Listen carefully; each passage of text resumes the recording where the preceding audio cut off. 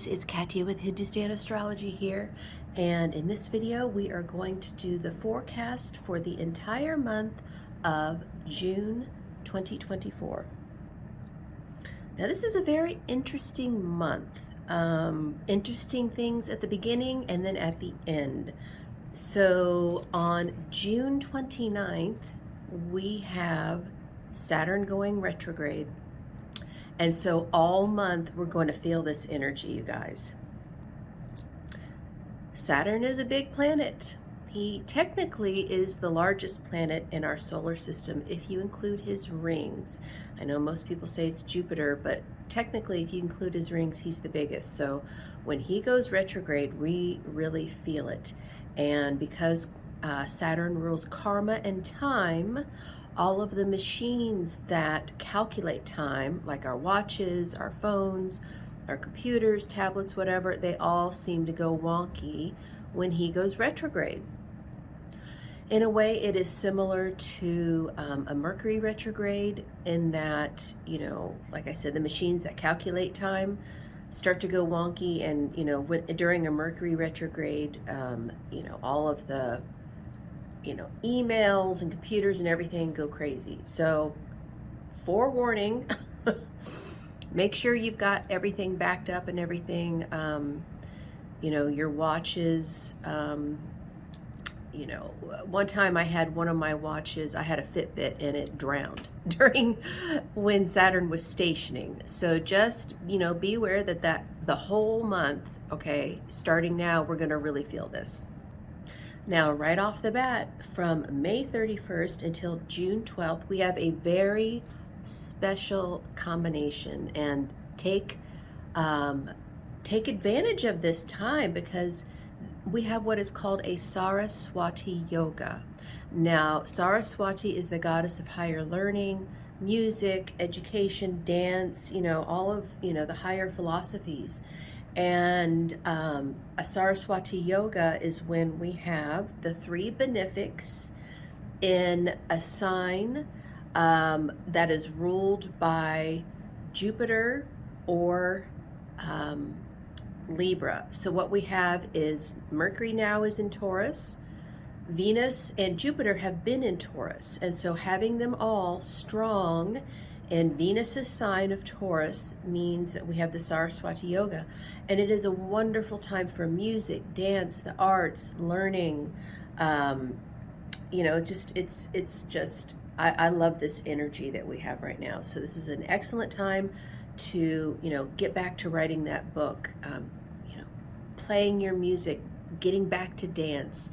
These are excellent activities to do.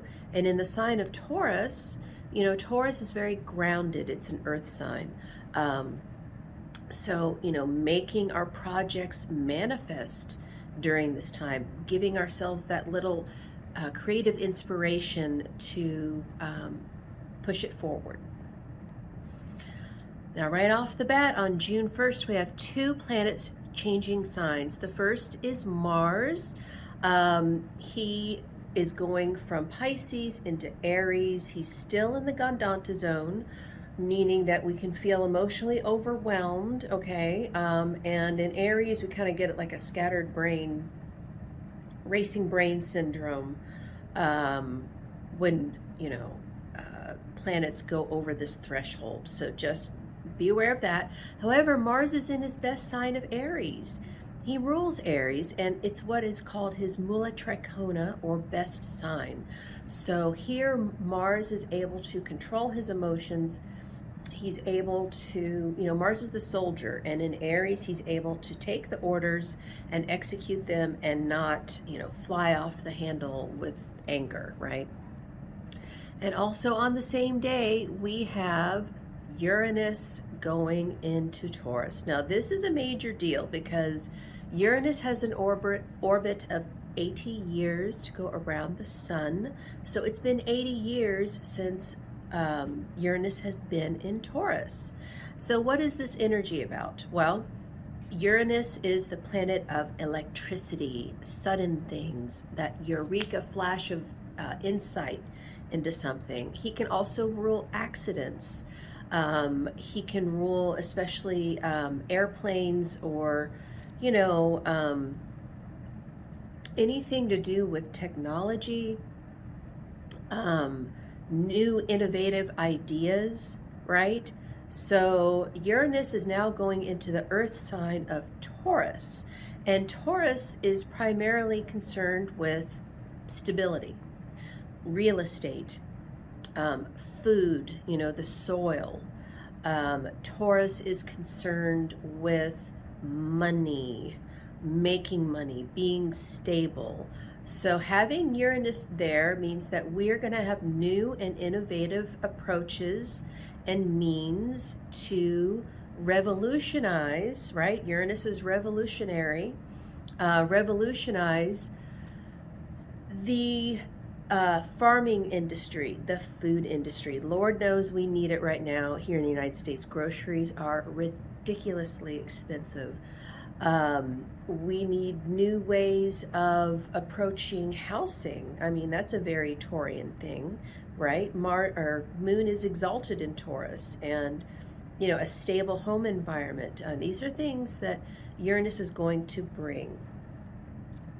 Now, the last time he began his journey in Taurus was 1940, and this was right as World War II was starting. And there were also other technological breakthroughs at that time that we can point back to and see.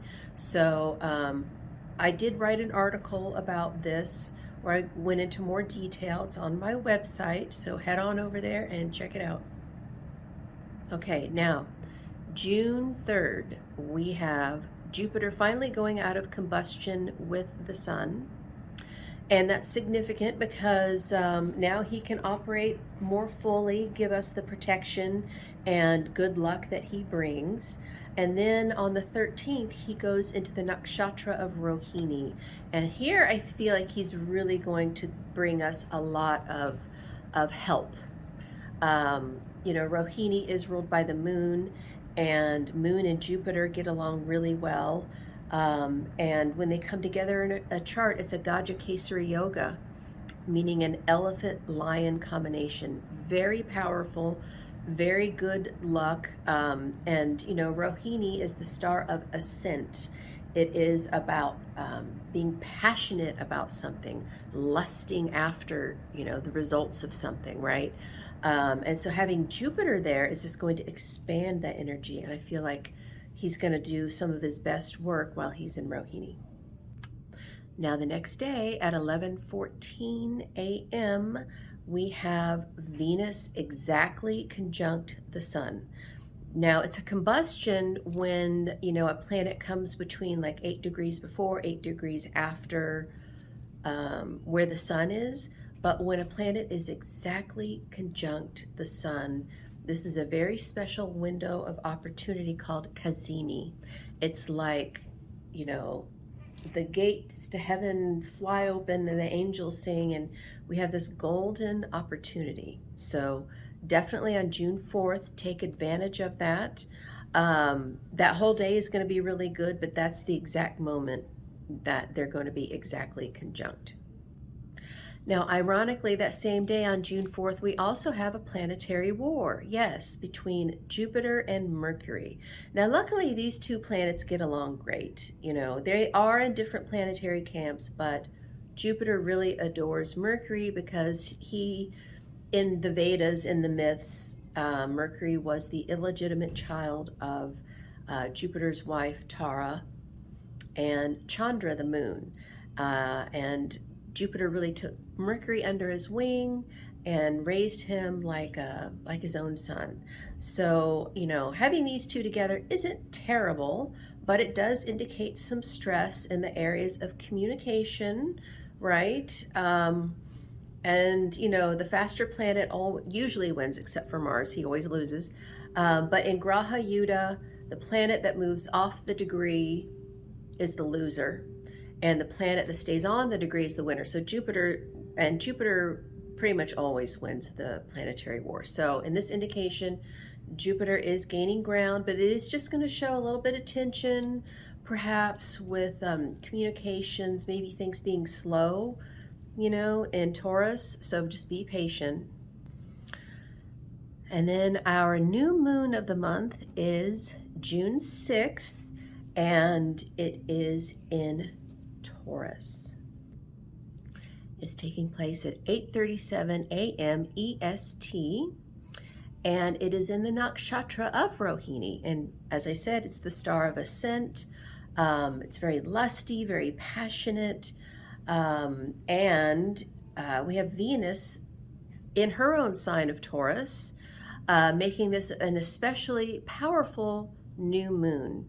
Now, all of the planets we have together, right? Sun, Moon, Mercury, Venus, and Jupiter, 5 planets in Taurus. This is significant. Now, in Washington, D.C., which will tell, how it's going to affect the whole country, the ascendant is Gemini, Punarvasu. And so this puts all of these planets in the 12th house of the ascendant the day of the new moon. This indicates secrets and, enemies behind your back you can't see, but all of those benefics behind your back, how can that be bad, right? So I feel like this is really going to be, for everybody, something coming out of the closet that's going to help us, that is going to bring us some kind of, benefit, some kind of fortune in a way. So, pay attention to where Taurus is in your chart. It's really going to be significant for everyone. Now, for the United States chart, our ascendant is Sagittarius. And so this puts all of these planets in the 6th house of enemies. So, I know there's been, saber rattling about, more of a large scale war in the Middle East and in, Europe because of Russia and Ukraine. I really feel like this is going to bring us some help, and bring us some much needed peace. Yes, Venus also rules Libra, which is the sign of peace and law. And having the 3 benefics together in a Saraswati yoga for this day is excellent. So, don't be too stressed out about, things. I feel like we're going to get some help here pretty soon. And also Venus and the moon are like almost exactly conjunct for this new moon. So not only is it in her sign, but the sign's ruler is conjunct the moon. So, I'm just praying that this is going to bring much needed relief to people who are suffering, especially in, with money, with food, all of the things that Taurus rules. Also on this new moon, we have Mars is in his own sign of Aries, Saturn is in his own sign of Aquarius, and he's getting ready to go retrograde. So this is actually quite a dignified new moon. I think that we're all going to get a good dose of love, money, food, help. So I think this is an excellent new moon to set your intentions for what you want. What are your, strengths? What are your weaknesses? Write all that stuff down, you guys. Write down exactly how you want, what you want out of your life at this time. This is a great way to take advantage of this energy. Okay, so next thing that happens, June 12th, we have Venus entering Gemini. So this breaks the Saraswati yoga. But, Venus is in Mercury's sign. They're friendly to each other. This is not a terrible placement for her. It is going to encourage us to be more social, get out there and hang out with our friends. Make sure we're, communicating with our friends, it's just going to add a more, social energy to her. And then on June 14th, we have Mercury entering Gemini as well. So Mercury actually rules Gemini, and so this helps enhance our the ways we communicate. It helps our writing, speech, even research. However, this placement can show anxiety, so just be careful of, racing brain syndrome. Now, also on that day, on the 14th, we have the sun entering Gemini. So happy birthday to all of the Geminis out there. We love your creativity. We love your spontaneity. We love your playfulness. So we are so glad that you are a part of this reality, and that this is the time that you've chosen to be with us. Now on June 17th, we have another Graha Yuddha, and this is between Venus and Mercury, and it's going to take place in Gemini. So, Mercury has the upper hand here. He's the faster planet, and it's his own sign. Venus is values.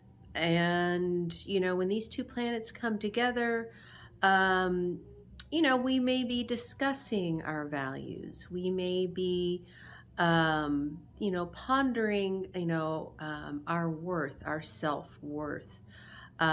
So Mercury will have the upper hand. He will be moving on faster,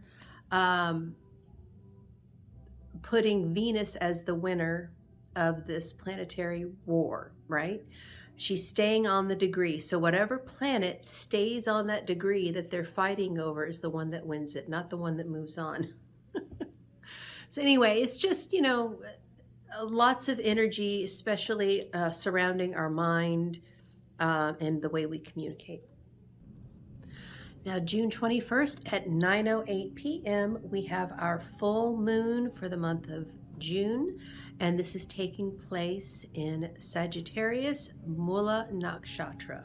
Now, Mula means the roots. This part of the zodiac is very potent. It's all about destroying and creating.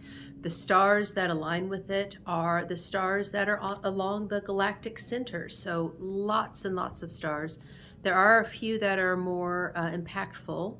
However, in general, all of those stars indicate intense creativity, but a lot of it comes from destruction. So the people that have this in their birth chart as their moon, their ascendant, their sun sign, they go through a lot of tragedies in life. They go through a lot of situations where they have to literally burn it down and start over again. And so this full moon is definitely going to talk about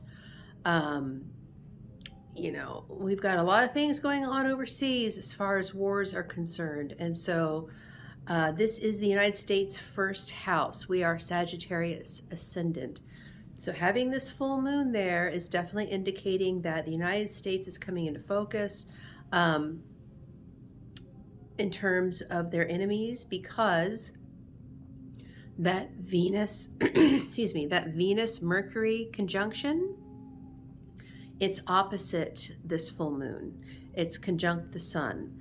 So those are in the 7th house. 7th house is the opponent. So I definitely feel like this full moon is going to bring things to a head, especially concerning peace negotiations. Remember, the new moon was going to be about more discussion about peace. We might actually see it coming to fruition around this time, where they come to a ceasefire agreement. Now, the ruler of Sagittarius is Jupiter.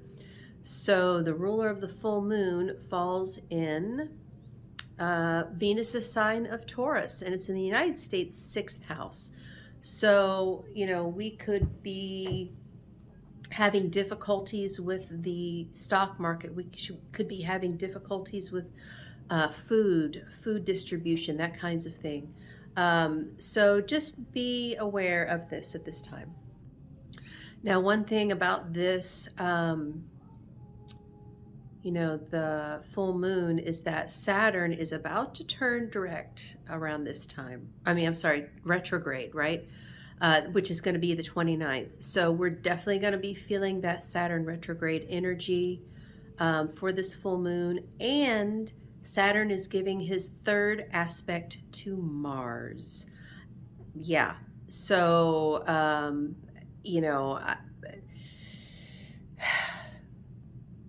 things are just still going to be tense with like I said, the wars overseas. But in general, when Saturn and Mars come together in some sort of aspect, we are feeling very frustrated. And, we've just got to be really careful that, that we don't get upset when things don't happen the way we want them to happen, and that we're being patient. Saturn asks us to be patient, and Mars wants to go, go, go. So these two together could definitely cause some frustration around the full moon. Then on June 29th, we have two things happening. It's not just Saturn going retrograde. We also have Mercury going into Cancer. And that will put Mercury opposite of Saturn. And as I said, Mercury retrograde can feel similar at the beginning to a Saturn retrograde because of the fact that it affects machines that calculate time, right? So having Mercury opposite, like literally, you guys, 11 minutes between Mercury entering Cancer and Saturn going retrograde. So they're basically happening at the same time. So definitely things are just going to be unpredictable. So just, make sure you have your files backed up. Make sure everything is, running smoothly with all of your machines. And then, it won't affect you as much. All right, you guys, so that's it for the month of June 2024. As always, if you want to book a reading with me to see how it's going to happen for you, just go to HindustanAstrology.com, and I would love to see you in a reading on Zoom sometime. And if you want an in-person reading, then you can go to myinnerpath.com. I am at Innerpath every Saturday and Sunday from 12 to 6 p.m. And you can book it online to come into the store, or you can book a video or phone reading. All right, you guys, namaste. I hope that you're doing well, and until next time, see you later. Bye.